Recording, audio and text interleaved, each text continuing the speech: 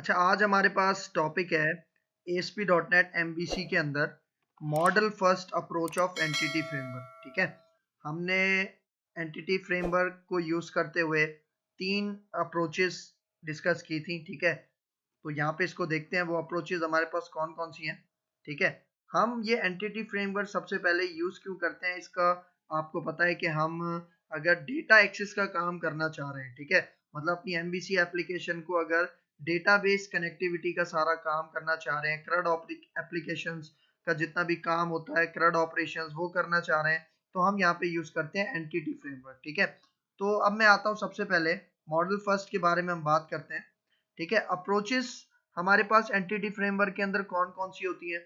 एक code first approach है, database first approach है, मॉडल फर्स्ट अप्रोच है। ठीक है, इस लेक्चर के अंदर हम डिस्कस करेंगे मॉडल फर्स्ट अप्रोच को, क्योंकि कोड फर्स्ट और डेटाबेस फर्स्ट अप्रोच हम अपने पिछले लेक्चर्स के अंदर कवर कर चुके हैं। ठीक है, तो मॉडल फर्स्ट अप्रोच के ऊपर आने से पहले मैं रिमाइंड करवा देता हूं कि कोड फर्स्ट और डेटाबेस फर्स्ट में हमने क्या काम किया था। ठीक है, कोड फर्स्ट में हमने क्या किया था कि हमारे पास मॉडल क्लासेस हमने पहले बनाई थी। ठीक है, मतलब मॉडल क्लासेस हमारे पास एग्जिस्टिंग होती थी।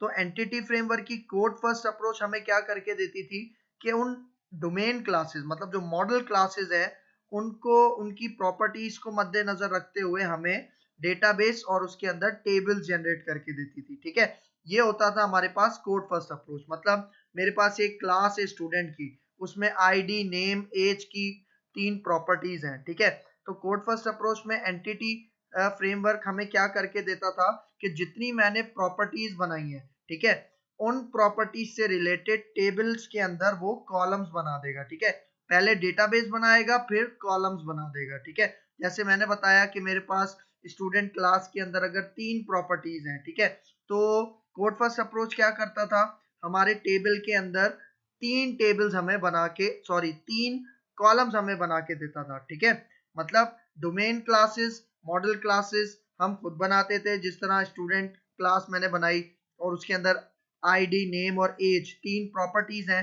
तो कोड फर्स्ट अप्रोच हमें क्या करके देता था, पहले तो डेटाबेस और टेबल बनाएगा और टेबल का नाम वही रखेगा जो हमारी मॉडल क्लास का नाम होगा, और फिर उस टेबल के अंदर उतने ही कॉलम्स बनाएगा जितने हमारे पास क्लास के अंदर, मॉडल क्लास के अंदर क्या है, प्रॉपर्टीज डिक्लेयर है। ठीक है, तो ये था हमारे पास कोड फर्स्ट अप्रोच, जिसमें मॉडल क्लासेस के थ्रू डेटाबेस और टेबल्स क्रिएट होते हैं।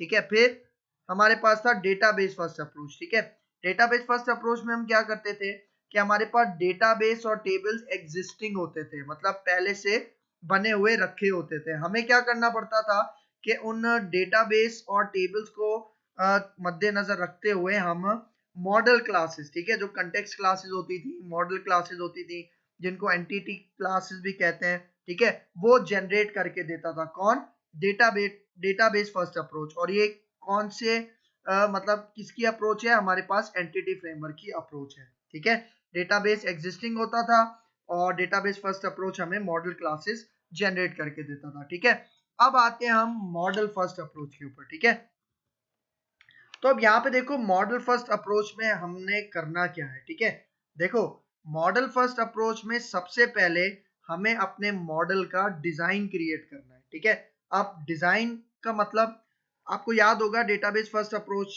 के अंदर हमने एंटिटी डेटा मॉडल को ऐड करते थे। ठीक है, और जो हमारे पास एग्जिस्टिंग डेटाबेस होता था उससे रिलेटेड हमारे पास क्या होता था, हम मॉडल क्लासेस जनरेट करते थे। ठीक है, लेकिन मॉडल फर्स्ट अप्रोच में हम क्या करते हैं, हम एक एम्प्टी मॉडल क्रिएट करते हैं। ठीक है, मतलब एंटिटी डेटा मॉडल के थ्रू एक एम्प्टी मॉडल क्रिएट करते हैं और उसके अंदर हम एंटिटीज बनाते हैं। एंटिटीज मतलब जो भी हमारे पास टेबल्स होते हैं, जो भी हमें चाहिए अपने एप्लीकेशन के अंदर, उनका स्ट्रक्चर डिजाइन करते हैं।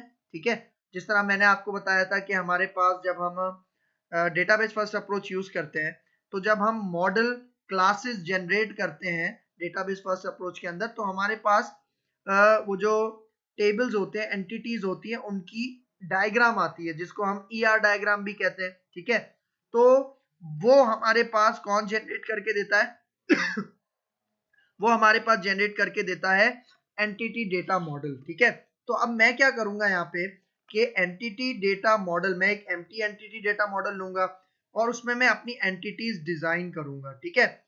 और मॉडल फर्स्ट अप्रोच हमें क्या करके देगी, अब मॉडल फर्स्ट अप्रोच हमें दो काम करके देगी, ठीक है। मतलब एंटिटी डेटा मॉडल के थ्रू जो भी मैं अपनी एंटिटीज डिजाइन करूंगा, एंटिटीज का मतलब टेबल्स, ठीक है, मैं टेबल्स डिजाइन करूंगा अपने एंटिटी डेटा मॉडल के अंदर। और एंटिटी डेटा मॉडल अब हमें दो काम करके देगा, कौन कौन से, एक तो कंटेक्स्ट क्लासेस बना के देगा, मतलब ये जो हमारे पास मॉडल क्लासेस होती है वो बना के देगा, और दूसरा डेटाबेस और टेबल्स भी ये खुद बना के देगा, ठीक है।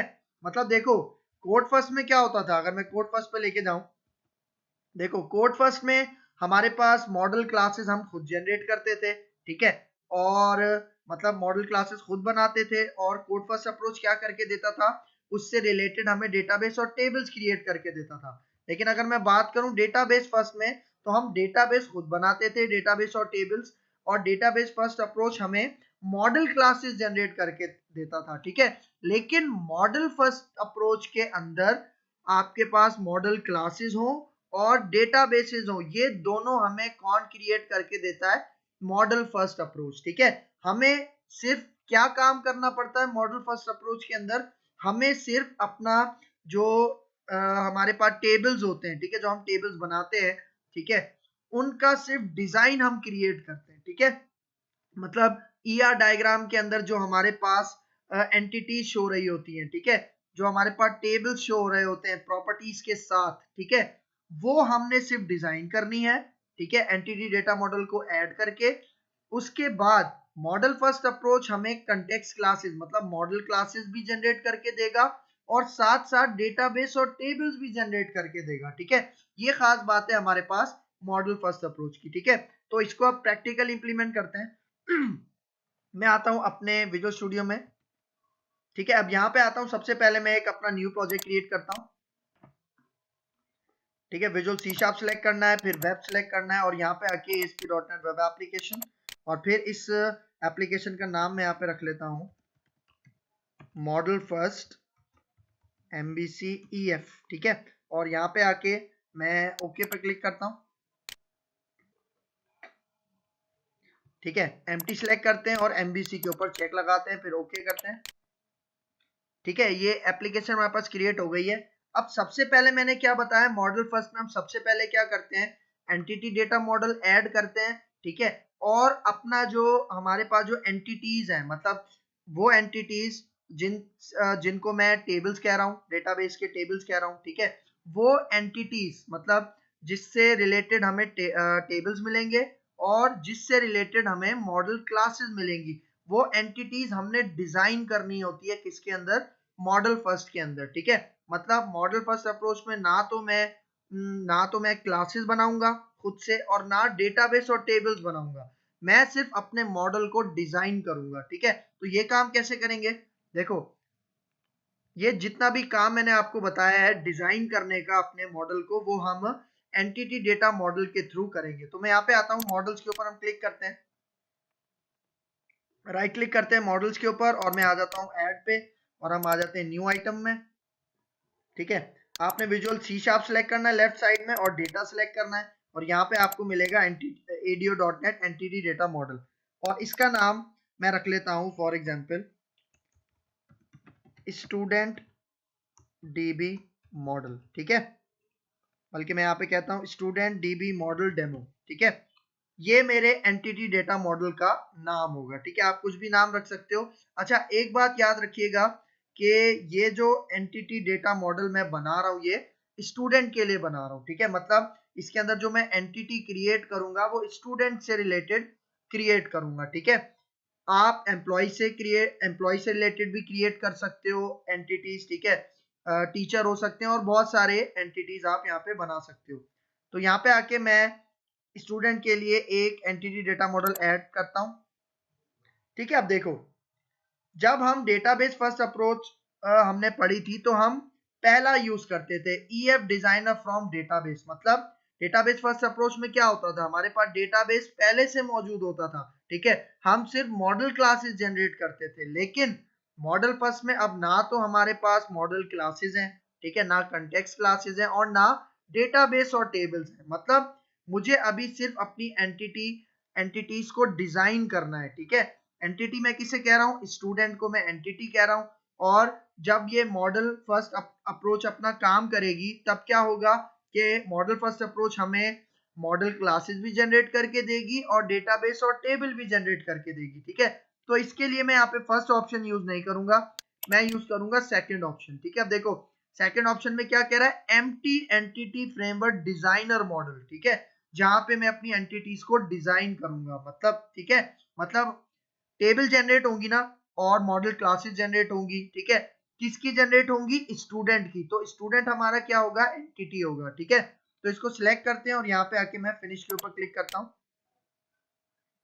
ठीक है। देखो हमारे पास ये विंडो आ गई, ठीक है। इस विंडो पे लिखा हुआ है the entity data model designer lets you visualize and design your entity data model, ठीक है। मतलब एंटिटी डेटा मॉडल का देखो ये वही जगह है जहां पे हमारे पास जब हम डेटाबेस फर्स्ट अप्रोच यूज करते थे तो जब हम हमारी मॉडल क्लासेस जनरेट हो जाती थी तो वो जो टेबल होता था, जो एंटिटी होता था, उसकी जो ईआर डायग्राम आती थी वो इस जगह पे आती थी, ठीक है। लेकिन अभी हमने क्या करना है, वही डायग्राम, ठीक है, एक एंटिटी की डायग्राम यहाँ पे क्रिएट करनी है, ठीक है। तो वो कैसे क्रिएट करेंगे, देखो देखो यहाँ पे आपके पास टूल बॉक्स का ऑप्शन आ रहा है, आप इसके ऊपर क्लिक करो या फिर आप यहाँ टूल बॉक्स में आ जाओ, ठीक है। टूल बॉक्स में आप क्लिक करो तो देखो आपके पास यहाँ पे कुछ चीजें आ रही हैं, ठीक है। एंटिटी एंटिटी मतलब टेबल्स जो हम डेटाबेस के अंदर क्रिएट करेंगे, जिनसे मॉडल क्लासेस जनरेट करेंगे, ठीक है। तो आप यहाँ से ड्रैग एंड ड्रॉप भी कर सकते हो। और भी देखो टूल बॉक्स के अंदर कुछ और भी चीजें हैं, ठीक है। मतलब अगर टेबल की इनहेरिटेंस हमने शो करवानी है तो हम ये टूल्स यूज कर सकते हैं। एसोसिएशन, जिस तरह हमारे पास दो एंटिटीज हैं, टीचर और स्टूडेंट, उनके दरमियान अगर हमें रिलेशनशिप क्रिएट करवाने के बाद टेबल्स क्रिएट करने हैं और मॉडल क्लासेस जनरेट करनी है तो हम ये एसोसिएशन यूज करते हैं, ठीक है। तो मैं यहाँ पे आता हूँ, ठीक है। आप यहाँ से भी एंटिटी को ड्रैग एंड ड्रॉप कर सकते हो यहाँ पे, वरना ये जो खाली स्पेस आपको नजर आ रहा है इसके ऊपर आप राइट क्लिक करो, ऐड न्यू पे जाओ और यहाँ पे एंटिटी का ऑप्शन सिलेक्ट करो, ठीक है। अब देखो एंटिटी का नाम क्या रखना है, मैंने भी आपको बताया, स्टूडेंट, ठीक है। और देखो एंटिटी मतलब जो मेरा एक टेबल बनेगा और जो मेरी मॉडल क्लास बनेगी, ठीक है, उसका नाम क्या होगा, स्टूडेंट, ठीक है। और फिर हम नीचे आ जाओ, देखो एंटिटी सेट। अब देखो एंटिटी सेट का मतलब जो हमारे पास डीबी सेट बनेगा, क्योंकि डीबी सेट के अंदर मैंने आपको बताया था डीबी सेट के अंदर ही हमारा सारा डेटा स्टोर होता है, ठीक है। मतलब अगर मुझे डेटा इंसर्ट करना है, अपडेट करना है, डिलीट करना है, सारी चीजें मैं कहां से करता हूँ, डीबी सेट के अंदर से करता हूँ। और मैंने आपको बताया था डीबी सेट हमेशा हमारी एंटिटी का प्लूरल होता है, ठीक है। तो देखो मैंने यहाँ पे स्टूडेंट नाम रखा था तो डीबी सेट का नाम ऑटोमेटिकली क्या सेट हो गया यहाँ पे, स्टूडेंट्स, ठीक है, प्लूरल कर देता है वो इसको, ठीक है। अच्छा फिर यहाँ पे देखो इसके अंदर आपके पास एक प्रॉपर्टी बता रहा है, ठीक है, जिसको आपने प्राइमरी की बनाना है, ठीक है। देखो यहाँ पे क्या कह रहा है, की प्रॉपर्टी, क्रिएट की प्रॉपर्टी, बिल्कुल हमें प्राइमरी की प्रॉपर्टी बनानी है। और यहाँ पे देखो उसका नाम इसने क्या रखा हुआ है, आईडी। तो मैं इसको यहाँ पे इसका नाम चेंज करके कह देता हूँ स्टूडेंट आईडी, ठीक है। मतलब ये एक ऐसी प्रॉपर्टी होगी और ऐसा ये कॉलम होगा हमारे टेबल के अंदर जो प्राइमरी की होगा, ठीक है, और जिसका नाम मैंने क्या रखा है, स्टूडेंट आईडी। अब देखो इसकी आप टाइप वगैरह भी चेंज कर सकते हो, मैंने यहाँ पे क्या रखी है, इंटीजर रखी है, ठीक है। देखो यहाँ पे और भी बहुत सारी टाइप्स हैं, ठीक है। मैं यहाँ पे क्या यूज कर रहा हूँ, इंटीजर 32, ठीक है। इसको सिलेक्ट करो और यहाँ पे आके आपने करना है ओके, ठीक है। तो देखो हमारे पास ये एंटिटी क्रिएट हो गई। और भी बहुत सारी एंटिटीज आप बना सकते हो, जिस तरह मैंने बताया टीचर की एंटिटी बना सकते हो और उसको एसोसिएट कर सकते हो, मतलब प्राइमरी की फॉरेन की का रिलेशनशिप जितना भी डिजाइन करना है वो सारा काम मैं यहाँ कर सकता हूँ, ठीक है। अब देखो अभी इसके अंदर ये जो स्टूडेंट एंटिटी है इसके अंदर अभी सिर्फ एक ही हमारे पास प्रॉपर्टी है। मैं इसके अंदर कुछ और प्रॉपर्टीज ऐड करता हूँ। तो प्रॉपर्टीज ऐड करने के लिए क्या करोगे, इस डायग्राम के ऊपर राइट क्लिक करोगे, ठीक है, ऐड न्यू के ऊपर आओगे और अब देखो स्केलर प्रॉपर्टी। स्केलर प्रॉपर्टी मतलब सिंगल प्रॉपर्टी, ठीक है, जिसके अंदर गेट और सेट होता है, ठीक है। फिर नेविगेशन प्रॉपर्टी, नेविगेशन प्रॉपर्टी मतलब जो हम रिलेशनशिप में यूज करते हैं, ठीक है, जिसको हम फॉरेन की भी बनाते हैं, ठीक है। लेकिन मैं यहाँ पे अभी स्केलर प्रॉपर्टी यूज करूंगा, इसके ऊपर क्लिक करते हैं और अब देखो इसका नाम मैं रख देता हूँ नेम, ठीक है, एक नेम की प्रॉपर्टी होगी, ठीक है। फिर इसके ऊपर मैं दोबारा क्लिक करता हूँ, एक और प्रॉपर्टी हम ऐड करते हैं, ठीक है, और इसका नाम मैं रख लेता हूँ यहाँ पे जेंडर, ठीक है। और फिर एक और प्रॉपर्टी मैं यहाँ पे ऐड करता हूँ, ठीक है, और इसका नाम मैं रख लूंगा फॉर एग्जांपल एज। ठीक है, और एक और प्रॉपर्टी हम ऐड कर लेते हैं, राइट क्लिक करते हैं, ऐड न्यू स्केलर प्रॉपर्टी, इसका नाम रख देता हूं मैं क्लास, और लास्ट एक प्रॉपर्टी मैं ऐड कर देता हूं। ठीक है, इसका नाम मैं रख देता हूं फीस। ठीक है, तो देखो यहाँ पे मेरे पास 6 प्रॉपर्टीज मैंने इसके अंदर बना ली है। ठीक है, अच्छा देखो प्रॉपर्टी मैंने अभी बनाई है, डायरेक्ट मैंने नाम रखा है, उसकी डेटा टाइप स्पेसिफाई नहीं की। ठीक है, तो देखो बाय डिफॉल्ट डेटा टाइप क्या होती है, मतलब जब भी आप प्रॉपर्टी ऐड करते हो बाय डिफॉल्ट उसकी डेटा टाइप होती है स्ट्रिंग। ठीक है, इसको छोड़ के, स्टूडेंट आईडी की प्रॉपर्टी को छोड़ के, क्योंकि वो हमने एंटिटी क्रिएट करते वक्त बनाई थी और वहीं पे उसकी डेटा टाइप हमने इंटीजर रखी थी। ठीक है, लेकिन यहाँ पे जितनी भी आप ऐड करते हो उनकी डेटा टाइप बाय डिफॉल्ट क्या होती है, स्ट्रिंग होती है। लेकिन एज, क्लास और फीस ये स्ट्रिंग नहीं होती है, इंटीजर होती है। तो देखो एज के ऊपर, मतलब अगर आपको एज की डेटा टाइप चेंज करनी है तो आप इसके ऊपर राइट क्लिक करोगे, प्रॉपर्टीज में आओगे, और जैसी प्रॉपर्टीज में आओगे यहाँ पे देखो बॉटम राइट साइड पे आपको एक सेक्शन मिलेगा। आप यहाँ पे आ जाओ स्क्रॉल करके नीचे, और यहाँ पे देखो टाइप क्या बता रहा है अभी, स्ट्रिंग। हमें क्या चाहिए, int32। ठीक है, अब देखो प्रॉपर्टीज की और भी बहुत सारी चीजें होती हैं, जिस तरह देखो इसके अंदर गेटर सेटर होता है, वो बाय डिफॉल्ट पब्लिक होता है। ठीक है, और भी जो भी आप चेंजिंग इसमें करना चाहो वो आप यहाँ से कर सकते हो। फिर हम नलेबल बनाते हैं प्रॉपर्टी को कि उसके अंदर नल जा सकता है। अभी देखो क्या हुआ है, फॉल्स, मतलब उस प्रॉपर्टी के अंदर नल नहीं जा सकता। ठीक है, तो ये आपके पास पॉइंट है। फिर देखो इसी तरह क्लास का मुझे बनाना है, राइट क्लिक करो, प्रॉपर्टीज में जाओ, और यहाँ पे आके इसको भी मैं कर दूंगा int32। ठीक है, और फिर फीस है, फीस को भी मैं यहाँ पे इसकी टाइप स्ट्रिंग से हटा के कर देता हूँ int32। ठीक है, अब देखो, अब मैंने क्या किया है, एक जो मेरी एंटिटी है, ठीक है स्टूडेंट, जिससे रिलेटेड मुझे मॉडल क्लास भी चाहिए और मुझे डेटाबेस और उसके अंदर टेबल भी चाहिए जिसका नाम यही होगा स्टूडेंट, और जितने मैंने प्रॉपर्टीज बनाई हैं उतने ही मेरे टेबल के अंदर कॉलम्स बनेंगे। ठीक है, तो अब ये काम कैसे होगा, मतलब अब मॉडल फर्स्ट अप्रोच के अंदर क्या होता है, सिर्फ मैंने अपनी एंटिटी डिजाइन की, अब जब मैं इसको एग्जीक्यूट करूंगा तो हमारे पास मॉडल क्लासेस भी खुद जनरेट हो जाएंगी, कंटेक्स्ट क्लासेस भी, और हमारे पास जो डेटाबेस और टेबल्स होता है वो भी खुद जनरेट हो जाएगा। ठीक है, तो अब हम क्या करते हैं, इस डायग्राम के ऊपर राइट क्लिक करते हैं, और यहाँ पे आके आपको एक ऑप्शन नजर आएगा जनरेट डेटाबेस फ्रॉम मॉडल, इसके ऊपर आपने क्लिक करना है।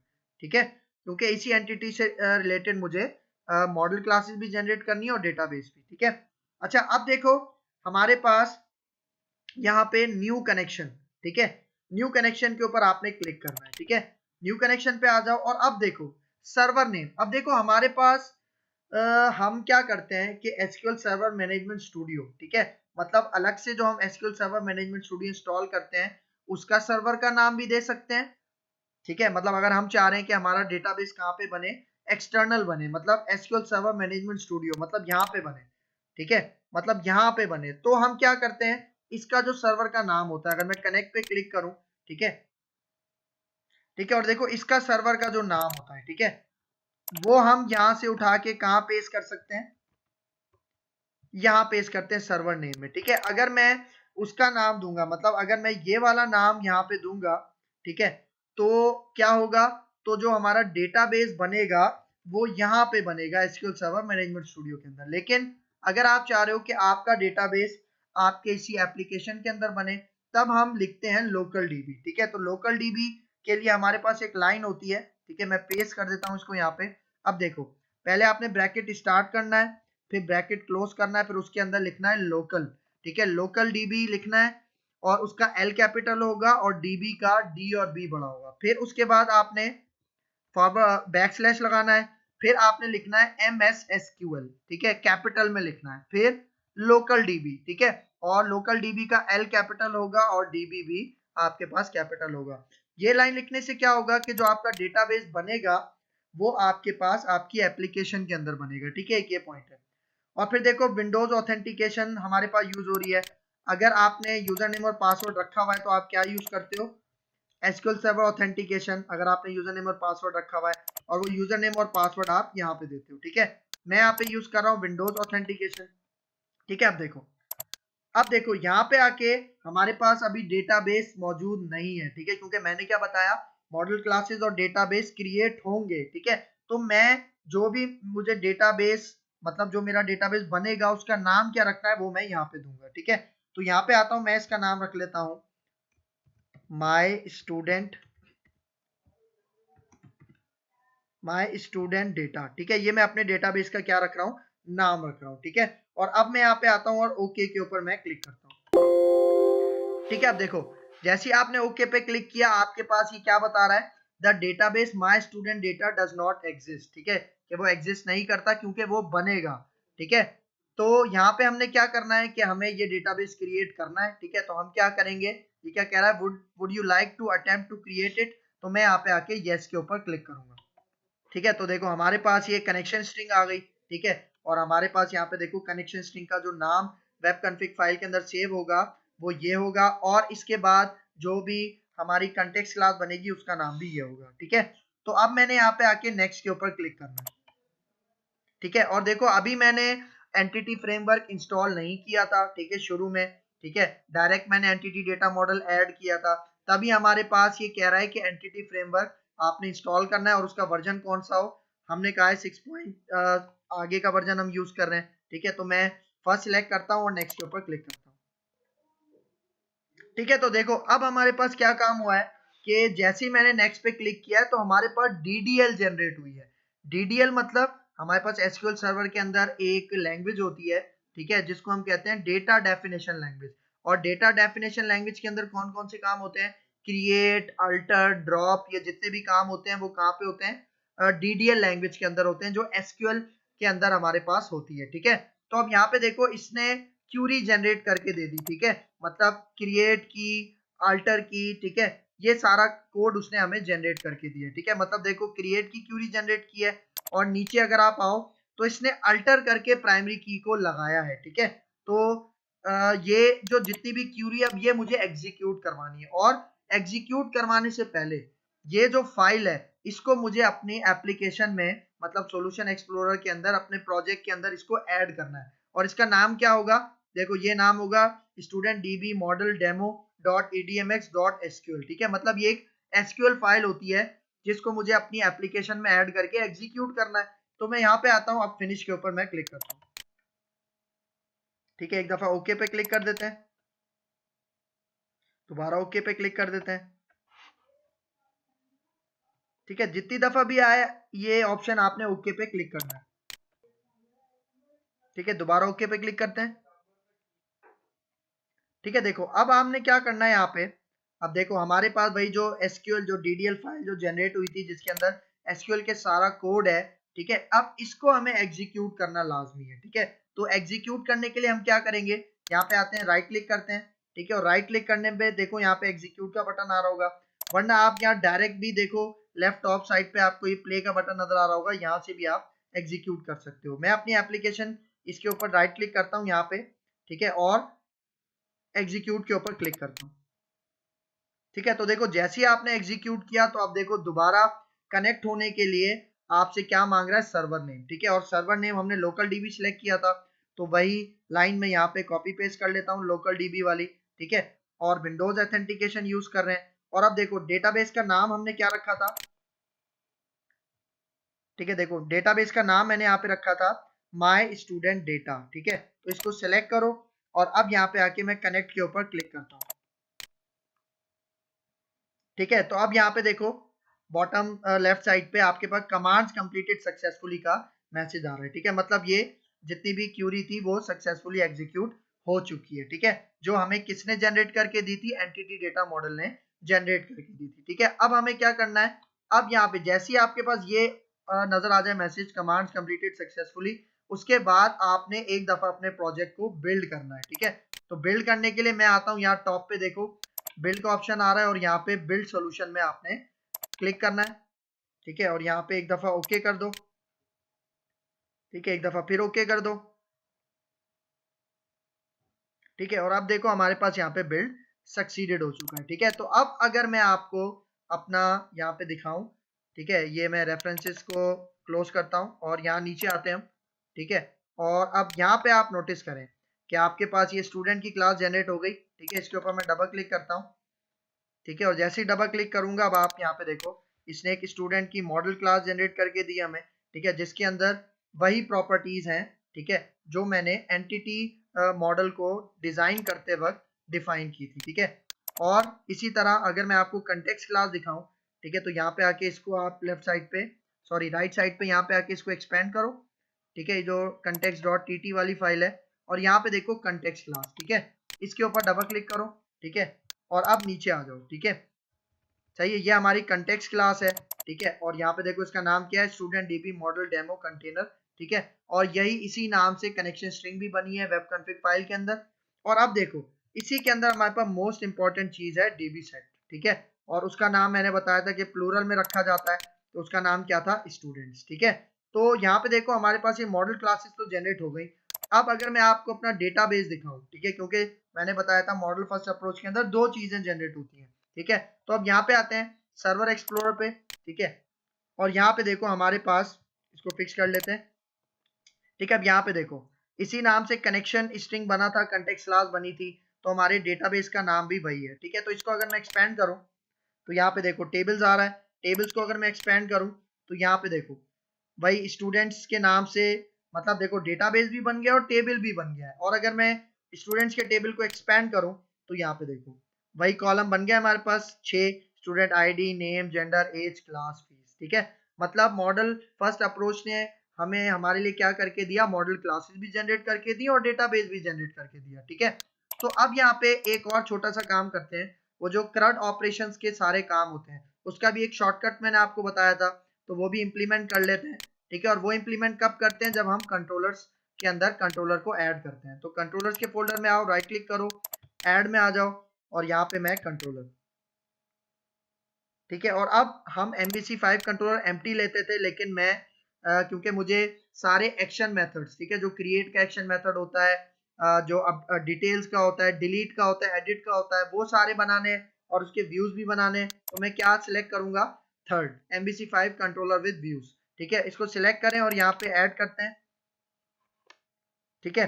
अच्छा एक बात और, व्यूज बनाने से पहले हमने अभी मॉडल बनाया है, तो यहाँ पे हम एक दफा अपने प्रोजेक्ट को रीबिल्ड कर लेते हैं, बिल्ड के ऊपर क्लिक करो और एक दफा रीबिल्ड कर लेते हैं, ठीक है। तो देखो रीबिल्ड ऑल सक्सीडेड हो गया, ठीक है। अब यहाँ पे आते हैं, दोबारा मैं कंट्रोलर्स के फोल्डर में जाता हूँ, राइट क्लिक करते हैं, ऐड पे आते हैं, कंट्रोलर पे आते हैं, और MVC5 controller with views third, इसके ऊपर डबल क्लिक करते हैं, और अब मैं यहाँ पे आके मॉडल क्लास कौन सी है हमारे पास, स्टूडेंट, ठीक है।